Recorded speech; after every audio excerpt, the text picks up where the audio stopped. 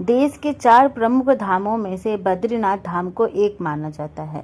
इस पौराणिक और भव्य मंदिर में भगवान श्रीहरि हिमालय पर्वत की श्रृंखलाओं में विराजमान हैं। हिमालय की चोटियों के बीच स्थित इस पावन धाम का सनातन संस्कृति में बहुत महत्व है। बद्रीनाथ धाम समुद्र तल से 3050 मीटर की ऊंचाई पर स्थित है और यहाँ पर पहुँचने का रास्ता भी काफी दुर्गम है। बद्रीनाथ धाम को सृष्टि का 8वां वैकुंठ माना जाता है। माना जाता है कि इस धाम में भगवान श्रीहरि 6 माह तक योग निद्रा में लीन रहते हैं और 6 माह तक अपने द्वार पर आए भक्तों को दर्शन देते हैं। मंदिर के गर्भगृह में स्थित भगवान बद्री विशाल की मूर्ति शालिग्राम शिला से बनी हुई चतुर्भुज अवस्था में और ध्यान मुद्रा में है। मंदिर के पट बंद होने पर भी मंदिर में एक अखंड दीपक प्रज्वलित रहता है। इस देव स्थल का नाम बद्री होना भी प्रकृति से जुड़ा हुआ है। कहा जाता है कि हिमालय पर्वत पर इस जगह जंगली बेरी बहुत मात्रा में पाई जाती है। माना जाता है कि इन बेरियों की वजह से ही इस धाम का नाम बद्रीनाथ धाम पड़ा।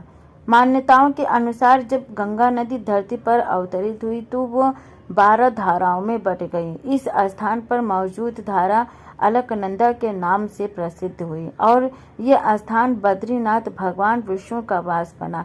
अलकनंदा की सहचरणी नदी मंदाकिनी नदी के किनारे केदार घाटी है, जहां 12 ज्योतिर्लिंगों में से एक सबसे महत्वपूर्ण केदारेश्वर है।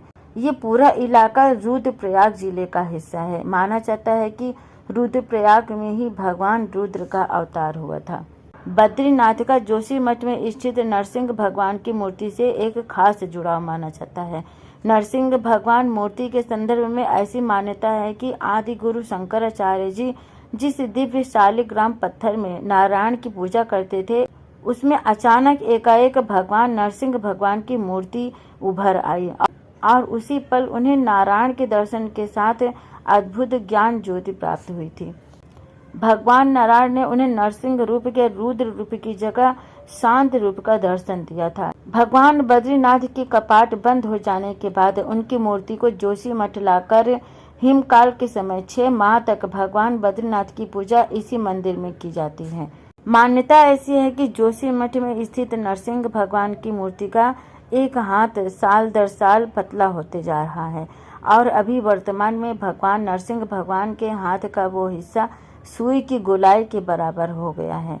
ऐसे में जिस दिन ये हाथ अलग हो जाएगा उस दिन नर और नारायण पर्वत यानी कि जय और विजय पर्वत आपस में मिल जाएंगे और उसी क्षण से बद्रीनाथ धाम का मार्ग पूरी तरीके से बंद हो जाएगा। ऐसे में भक्त बद्रीनाथ के दर्शन नहीं कर पाएंगे। पुराणों के अनुसार आने वाले कुछ वर्षों में वर्तमान बद्रीनाथ धाम और केदारेश्वर धाम लुप्त हो जाएंगे और वर्षों के बाद भविष्य में भविष्य बद्री नामक एक तीर्थ का उद्गम होगा और वर्षों बाद भविष्य में भविष्य बद्री नामक नए तीर्थ का उद्गम होगा। इसके बाद भविष्य में बद्रीनाथ भगवान जोशीमठ से 22 किलोमीटर आगे भविष्य बद्री के रूप में प्रकट होकर भक्तों को दर्शन देंगे। स्थानीय लोगों के अनुसार भविष्य बद्री के संदर्भ में लोगों की ऐसी मान्यता है कि भविष्य बद्री में एक शिलाखंड पर आश्चर्यजनक रूप से भगवान विष्णु की मूर्ति भी आकारित हो रही है।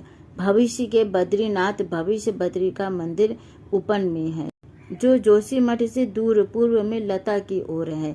ये तपोवन से दूसरी तरफ है और यहाँ धौली गंगा नदी के ऊपर और लगभग 3 किलोमीटर के ट्रैक द्वारा पहुंचा जा सकता है। मोटर सड़क से इसकी ऊंचाई 2744 मीटर है। ये घने जंगलों के बीच स्थित है। यहाँ पहुंचने के लिए धौली नदी के किनारे का रास्ता काफी कठिन माना जाता है। धौली गंगा का अर्थ है सफेद पानी और वर्तमान में यह लगभग हर जगह तेज धारा के साथ तपोवन से ऊपर की तरफ से दोनों ओर लगभग सीधा चट्टानों के माध्यम से तेजी से गुजरती है। ऐसा माना जाता है कि कलयुग में एक दिन जोशीमठ नरसिंह की मूर्ति का कभी न नष्ट होने वाला हाथ अंततः गिर जाएगा और विष्णुप्रयाग के पास पतमिला में जय और विजय पहाड़ गिर जाएंगे, जिस कारण बद्रीनाथ धाम में जाने का मार्ग बहुत ही कठिन हो जाएगा, जिसके परिणाम स्वरूप बद्रीनाथ का फिर से प्रत्यावर्तन होगा और भविष्य बद्री में बद्रीनाथ की पूजा की जाएगी। भगवान विष्णु के अवतार कल्कि कलयुग को समाप्त करेंगे और फिर से सतयुग की शुरुआत होगी। इस समय बद्रीनाथ धाम को भविष्य बद्री में पुनर्स्थापित किया जाएगा। वीडियो कैसी लगी? अगर पसंद आए तो प्लीज़ वीडियो को लाइक शेयर कमेंट करना मत भूलिएगा। आगे भी हमारे साथ जुड़े रहना चाहते हैं तो चैनल को सब्सक्राइब जरूर करें। Thank you.